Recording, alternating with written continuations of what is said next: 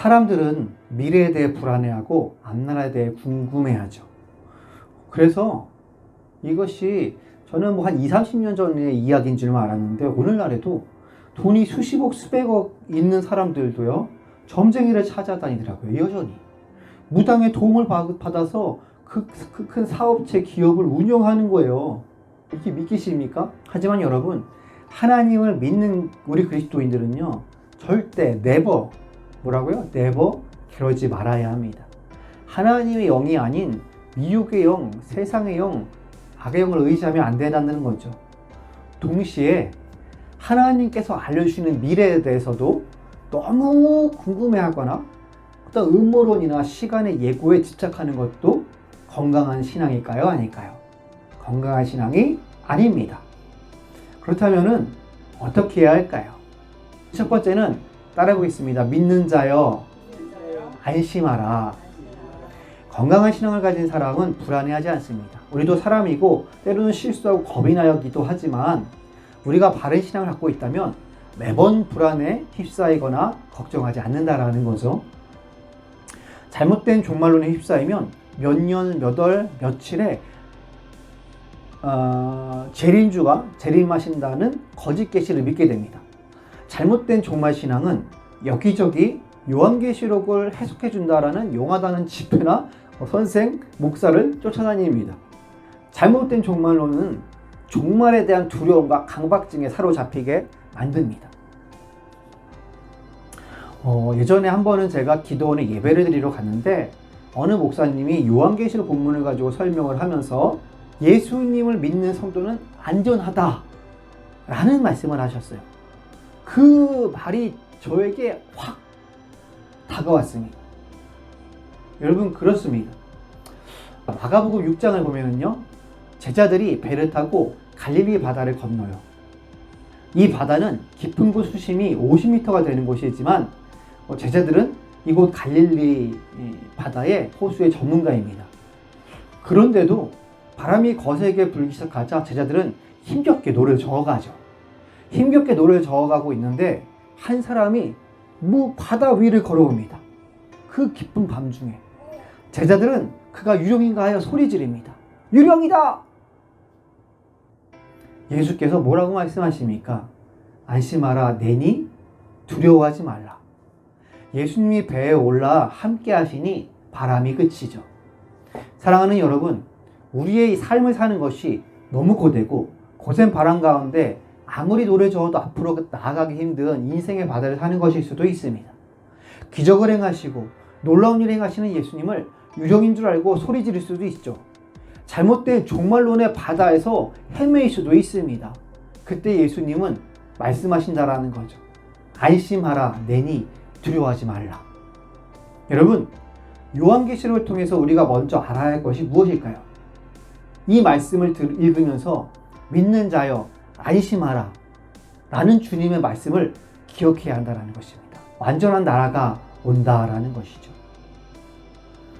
예수님이 배에 오르시어 제자들과 함께 하시자 바람이 어떻게 됐나요? 잠잠해졌죠. 예수님이 이 땅에 처음 오실 때를 초림이라고 하는데 그 초림의 때 하나님의 나라가 이 땅에 임했습니다. 예수님의 초림의 사역으로 하나님의 나라가 이 땅에 임하자 사단의 세력이 꺾였죠. 아직 사단이 발버둥 치고 성도를 미혹하고 있지만 우리의 현실이 어렵고 고난과 핍박이 아직 있지만 분명한 사실은 무엇인가요? 예수님께서 이미 사단을 2000년 전에 패배시키셨다는 것입니다. 할렐루야! 할렐루야! 사망 권세를 이기셨다라는 거예요. 아멘? 승리하신 주님을 우리는 찬양해야 합니다. 그런데 아직 예수님 다시 오실 그 재림의 날까지 모든 것이 완벽하지는 않아요. 우리에게 강력한 예수의 권능과 도우심이 있지만 재림 때까지는 사단의 세력과 우리의 죄성과 또한 치열하게 싸워 이겨야 한다는 것이죠. 예수님의 이름으로 믿음으로 승리해야 합니다. 그것이 우리의 과업이죠. 모든 것이 완전해지는 예수 재림의 그날 이후의 이야기가 바로 성경 마지막 장인 오늘 요한계시록 21장, 22장에 나와 있는 거예요. 특별히 오늘 21장 그리고 22장은요. 하나님의 계획이 완성된 가장 이상적인 세상의 모습을 보여줍니다. 그것은 바로 하나님의 나라가 완성되기 때문입니다. 오늘 1절을 같이 한번 읽어볼까요? 구주 예수님이 다시 오셔서 하나님의 나라가 임할 때 새하늘과 새 땅이 펼쳐집니다. 이 새하늘과 새 땅은 무엇일까요? 이 새에 사용된 단어는요. 헬라어로 네오스가 아니라 카이노스입니다. 네오스가 아니라 카이노스예요. 네오스는 시간이나 기원의 새로움, 시간이나 기원의 새로움을 뜻하는 재창조의 의미가 있습니다. 반면에 카이노스는요. 특징이나 본질에 있어 질적으로 새로움, 특징이나 본질에 있어 질적으로 새로움을 뜻하는 갱신의 의미입니다. 즉 네오스는 다시 재창조하는 거고 카이노스는 갱신하는 거죠. 문맥적으로 성경을 볼 때 이 새하늘과 새 땅의 새라는 단어는요. 갱신의 의미로 사용된 것으로 보입니다. 혹시 이해가 되실까요?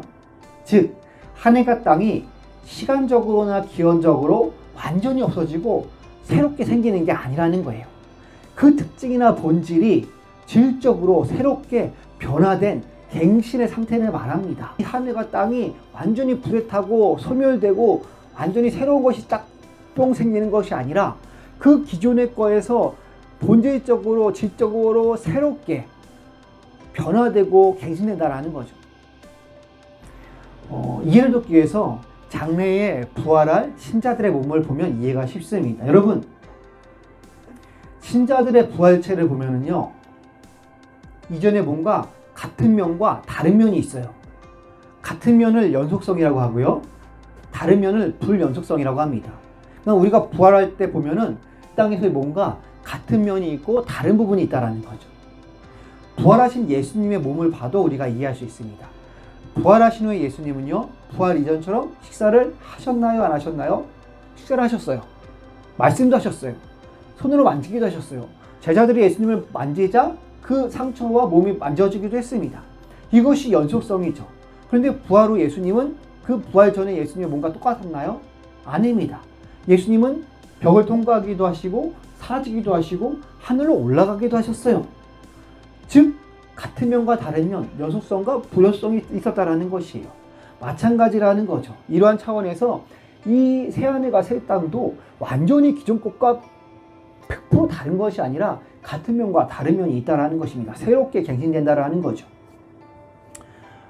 여러분, 이 땅이 과거의 것보다 완전한 하나님의 나라로 변화되는 것을 이 요한계시록은 말하는 거예요.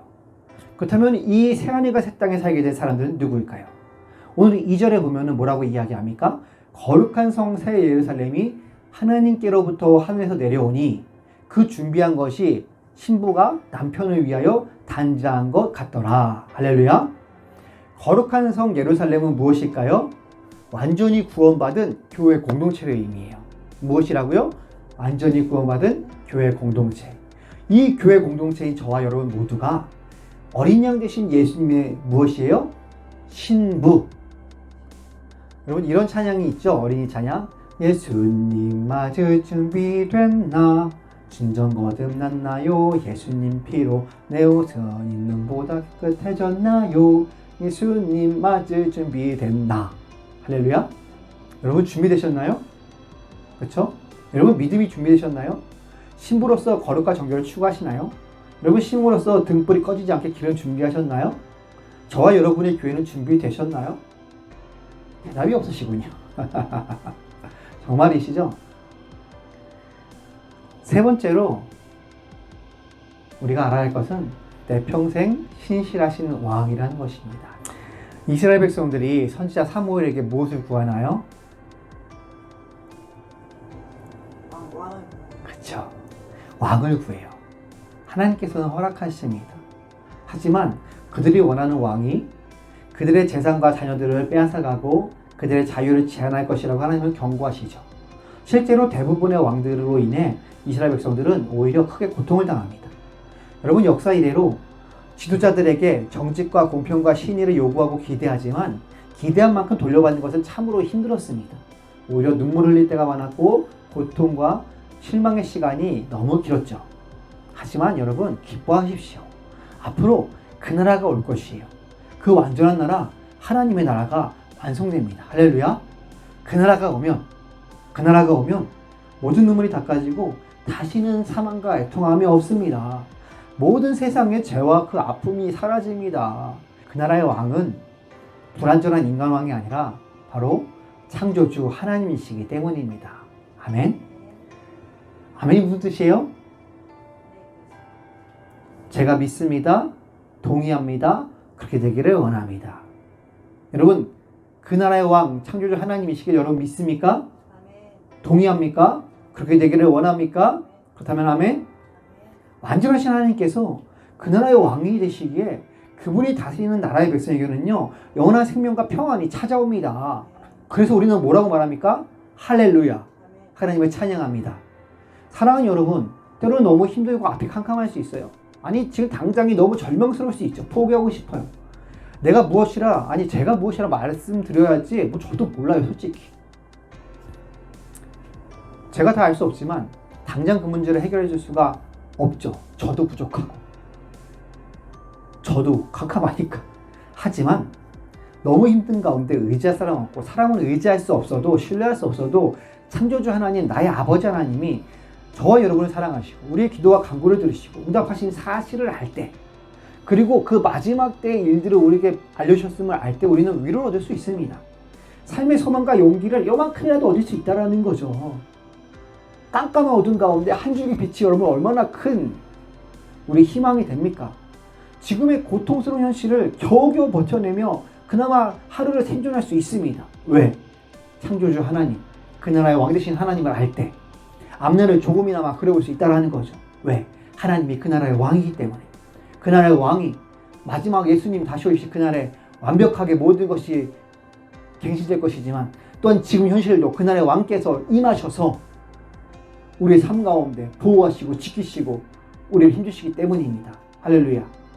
여러분 왜입니까? 요한계시록 21장 5절에 오늘 말씀하십니다. 보호자에 앉으신 이가 이르시되 보라 내가 만물을 어떻게 한다? 새롭게 한다. 만물을 갱신한다라는 거죠. 새롭게 하노라 하시고 또 이르시되 이렇게 말씀하셨어요. 또 이르시되 뭐라고 해요? 이 말은 신실하고 참되니 기록하라 하시고. 여러분 뭐예요? 보호자에 앉으신 하나님, 왕 되신 하나님께서 말씀하시는 거예요. 뭐라고 말씀하셔요? 내가 만물을 새롭게 한다. 완벽하게 한다. 만물만이 아니라 모두 고통받는 인간과 인류와 동물과 모든 것을 새롭게 갱신하고 완벽하게 하겠다. 말씀을 하셨어요. 왕께서. 그리고 뭐라고 말씀하세요? 내가 말한 이 말은 어때? 신실한 거야. 참된 거야. 그러니 어떻게 하라고? 기록해 놓으라고 하는 거죠. 내 말이 진짜인지 아닌지 어떻게 이루어질지 이것을 기록하고 두고 봐라. 기록하고 너희들이 지켜라. 기록하고 그것을 기억해라라는 거죠. 할렐루야. 제가 한 영상을 보았습니다. 한 분이 저처럼 기타를 연주하면서 노래를 부르셨어요. 근데 저보다 훨씬 기타를 잘 치시죠. 훨씬 노래도 잘하셨어요. 묻지 마십시오. 그분이 노래를 불러요. 내 평생 신실하신 주, 내 평생 좋으신 하나님, 내 호흡 끊어질 때까지 주의 선하심을 노래하겠습니다. 근데 이분은 기타를 치는 이 오른쪽 팔꿈치 아래가 없었습니다. 팔꿈치까지만 있는 거예요. 팔꿈치가 있는지도 모르겠어요. 팔꿈치가 있는 건지 팔꿈치까지 없고 여기만 있는 건지도 모르겠어요.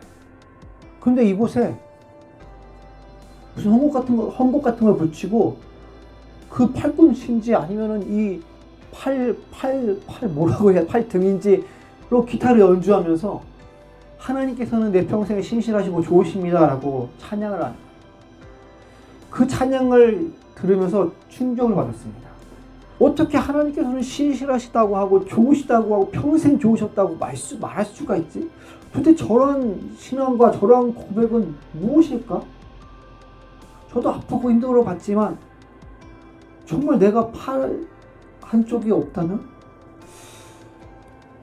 도대체 저분에게는 하나님께서 얼마나 좋으신 분일까? 어떻게 저런 고백이 나올 수 있을지 놀라웠습니다.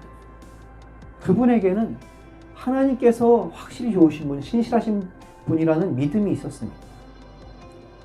여러분 우리가 예수님의 신부로서 예수님 맞은 믿음의 준비, 거룩의 준비가 되어야 한다고 했죠. 우리가 신랑 되시는 예수님을 기다리는 것은 왜 기다려요? 왜 기다려? 그분의 말씀을 믿기 때문인 거예요. 신뢰할 수 없는데 기다릴 수 있습니까?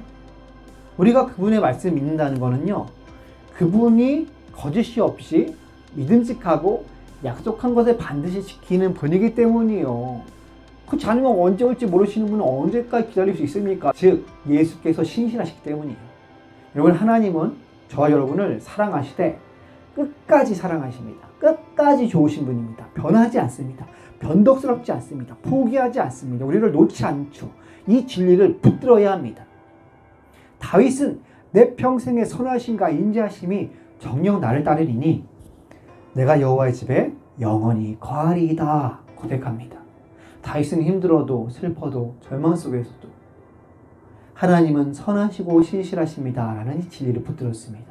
이 진리의 말씀은 마지막 날까지 반드시 변하지 않으며 완성될 것입니다.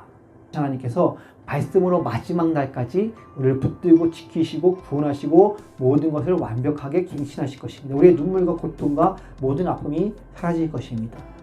말씀을 맺겠습니다. 그리스도인들은요, 교회는 종말론적 신앙을 가지고 살아야 합니다. 어떠한 신앙이요? 종말론적 신앙. 이 종말론적 신앙이 무엇인지 여러분 잘 이해해야 합니다. 종말론적 신앙은요, 종말에 중국이나 EU나 그 누군가가 적그리스도가 될 것이다.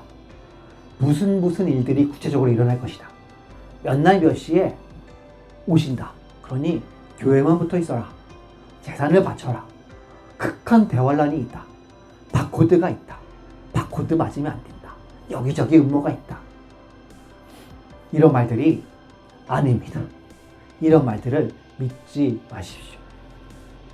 성도가 가져야 할 종말론적 신앙은요, 예수님은 다시 오신다라는 재림에 대한 인식과 고백입니다. 그분은 아무도 모르게 어느 때고 모두가 볼 수 있게 가신 모습 그대로 오신다라는 가장 기본적이고 중요한 신앙적 고백입니다. 이것이 종말론적 신앙인 거예요. 오늘의 삶을 살아가면서 그 다시 오실 재림의 예수님, 그 하나님의 갱신과 완벽하게 하시는 그 종말론적 신앙, 이것이 종말론적 신앙인 것이죠. 이것을 우리가 붙들 때, 현실을 살 때도 이 세상 가운데 함몰되고 타락하지 않고 하나님 바라보고 살 수 있고, 절망하고 포기하지 않고 종말의 마지막 하나님의 은혜와 기쁨을 가지고 살아갈 수 있다는 것입니다. 이 신앙을 가지고 오늘의 현실을 살아가는 거예요. 이 신앙을 가지고 신앙생활을 하는 것입니다. 이것이 종말론적 신앙인 것이에요. 말세, 어떠한 다미성교회 몇 날 몇 시에 온다, 시한부 종말론, 이런 것이 아닙니다. 건강한 종말론적 신앙을 가질 때 하나님 안에서 기뻐하고 감사할 수 있어요. 하나님을 사랑하고 이웃을 사랑하게 돼요. 영혼 육간의 건강하고 균형 잡힌 삶을 살 수가 있습니다. 두려움과 포로됨에서 자유케 됩니다. 선하시고 신실하신 하나님이 함께 하심이 한 주간에 여러분이 있는 모든 장소와 시간에 충만하시기를, 여러분 심령 가운데 마음 가운데 가득하시기를 예수님의 이름으로 축복합니다. 할렐루야. 아멘.